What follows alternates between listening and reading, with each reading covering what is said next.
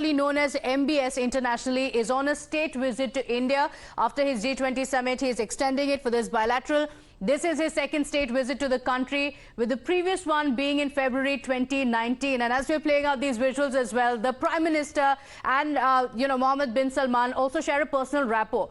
The Crown Prince of Saudi Arabia will be accorded a ceremonial reception. Let's talk about the timeline, what's expected today. A ceremonial reception for him at 10 a.m. any moment now is going to begin, following the all-important bilateral meeting with the Prime Minister at 11 a.m. at the Hyderabad House. The Saudi Crown Prince will also be paying a visit to President Murmu at the Rashtrapati Bhavan before he departs from Delhi thereon. Now, this meeting is also likely to focus on reviewing the progress that has been made under two ministerial committees that have been set up by both the nations and also deepen ties with the oil-rich nation. In fact, discussion on security, defense and trade ties will be high on the agenda. But very, very crucial to mention the personal rapport that the Prime Minister has with the Saudi Prince as he arrived yesterday as well. A very warm hug to greet him. So discussions are also likely on the regional and international issues that affect both the nations. What's important to note is that this meeting also comes in the backdrop of the multinational rail and ports deal linking the Middle Eastern nations and South Asia, which many see as a counter to China's Belt and Road Initiative, and one that could also counterbalance China's position in the Indo-Pacific. So this connectivity is going to be extremely crucial in the Indo-Pacific, the first of its kind economic corridor that will be a historic initiative on, of course, connectivity as well as ensuring cooperation and infrastructure involving India, the UAE, Saudi Arabia, European Union and, of course, the United States. Connectivity initiatives को promote करते हुए कुछ मूलभूत सिद्धांतों का सुनिश्चित किया जाना महत्वपूर्ण है, जैसे अंतर्राष्ट्रीय नॉर्म्स, रूल्स तथा लॉज का पालन, सभी देशों की संप्रभुता और क्षेत्रीय अखंडता का सम्मान. And today I'm proud to announce that we've finalized a historic agreement for a new India, Middle East, Europe economic corridor. We look forward to the integration of the initiative and the Economic Corridor project, which is announced in this meeting. First, the India, Middle East, Europe Economic Corridor. This is nothing but historic. And this is also the spirit of the second project we announced today, the Trans-African Corridor.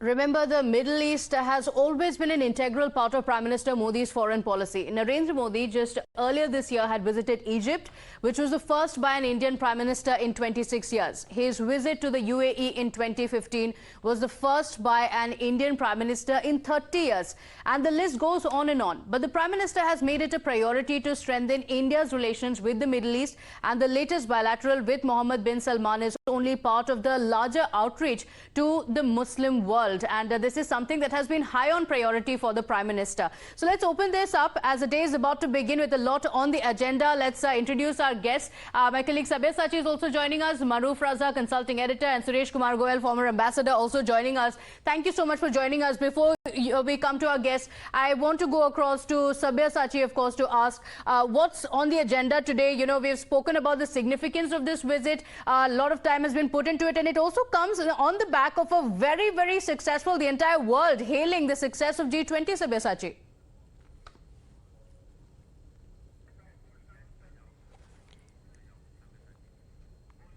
The backdrop of a very successful G20 summit, and this particular bilateral talk will strengthen further the relation of Saudi and India. And as we know that India is the second largest trading partner of Saudi, and Saudi is the fourth largest trading partner of India. From that point of perspective, this meeting is extremely crucial because along with the Saudi prince, several ministers and important officials will accompany him for the bilateral talks to strengthen the tie between the two countries. And after the announcement of the rail corridor that would connect the Asia, Middle East and the Europe, the Saudi is going to play a very important key role when it comes to the Middle East. And India has been trying continuously to strengthen its ties with the Middle East countries. Okay, all right. Savya Sachi, will continue coming back to you for those updates. I want to bring in Mr. Maruf Raza here. Mr. Maruf Raza, there were so many takeaways from the G20 meeting, but one of the most powerful images for the entire world was that picture of Mohammad Bin Salman and, US President Biden on one side, Prime Minister Modi right in the middle as they shook hands after the historic Middle Eastern corridor was announced. That's a very, very powerful image because it also indicates, if you want to call it a new world order or not, it does show a big shift in geopolitics.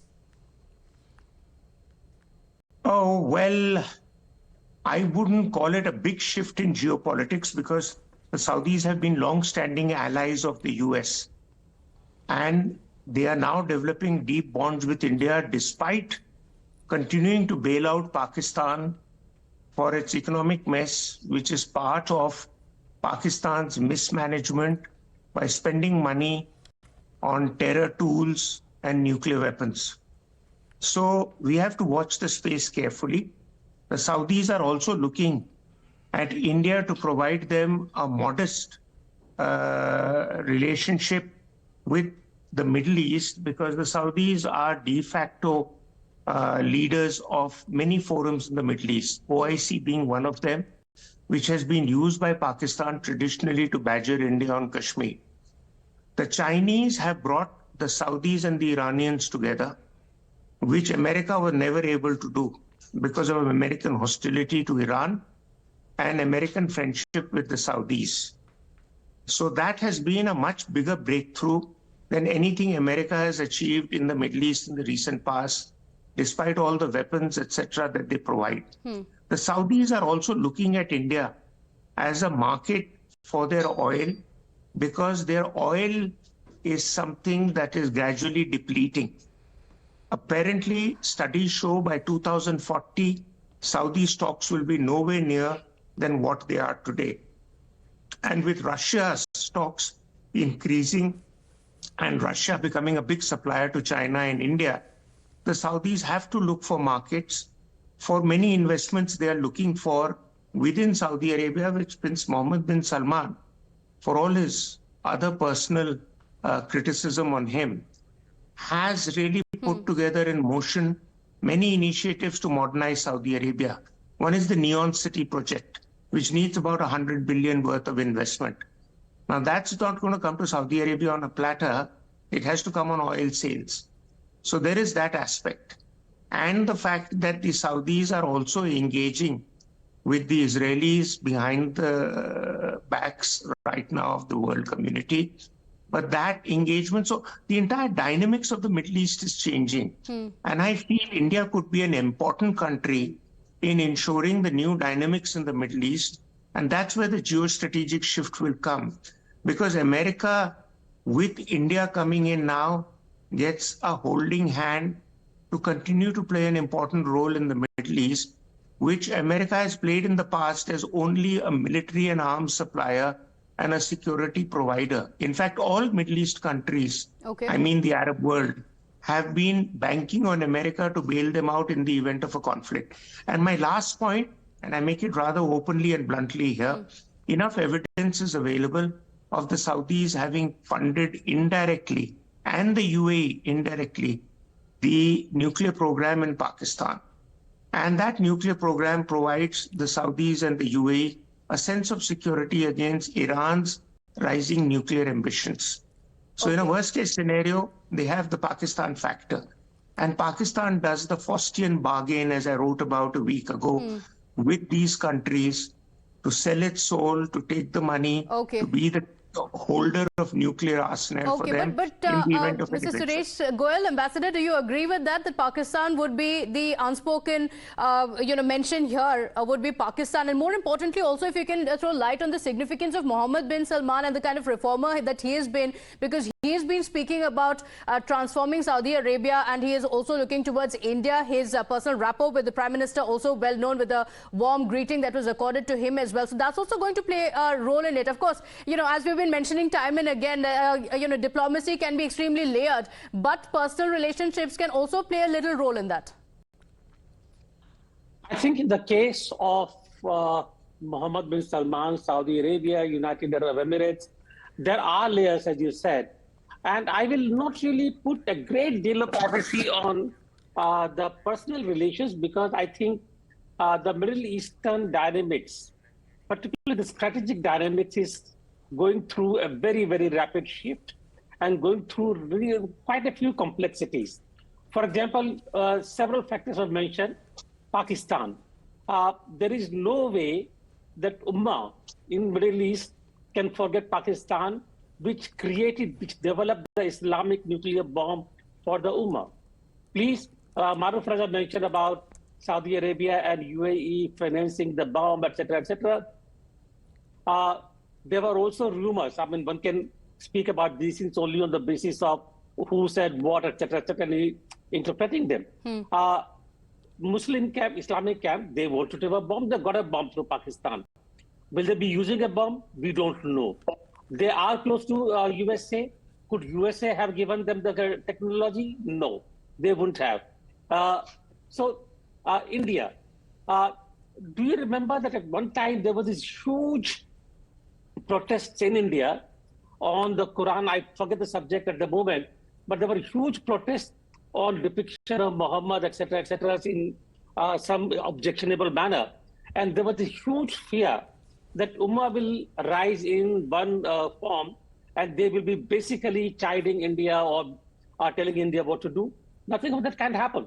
There were murmurs, but ultimately it all quietened down. See, what is happening is really there is a huge churn in Middle East. Okay. Otherwise, Saudi Arabia would not be having relations with Israel. Otherwise, we would not have I2U2. USA has begun to play a hugely important role. They were playing a hugely important role, but with Iran and Palestinian factors now, Palestinian factors taking a backseat, Iran coming forward, becoming a major concern, the situation, the dynamics is changing rapidly, and India. Dynamics are changing, and there's a lot to look forward to. India is also building on the momentum of the G20 success, of course. Also part of the efforts that Prime Minister Modi personally puts into the relationship with the Islamic world. A lot to talk about, but we'll have to leave it at that. We'll continue discussing it through the day as we continue to get the updates from the bilateral. Thanking you all for joining us on the broadcast. We're shifting our focus now to breaking updates coming in from Andhra Pradesh.